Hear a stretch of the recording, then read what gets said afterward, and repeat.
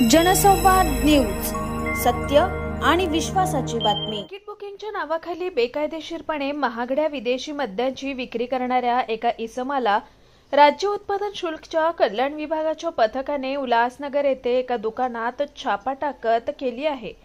परदेशातून विनापरवाना आयात केलेल्या 1,07,000 रुपये किमतीच्या 21 विदेशी मद्याच्या बाटल्या जप्त केल्यात। राजेश विशणदास छाबरिया असं आरोपीचं नाव आहे। राज्य उत्पादन शुल्कच्या कल्याण विभागाच्या भरारी पथक निरीक्षक दीपक परब यांच्या पथकाने ही कारवाई केली है।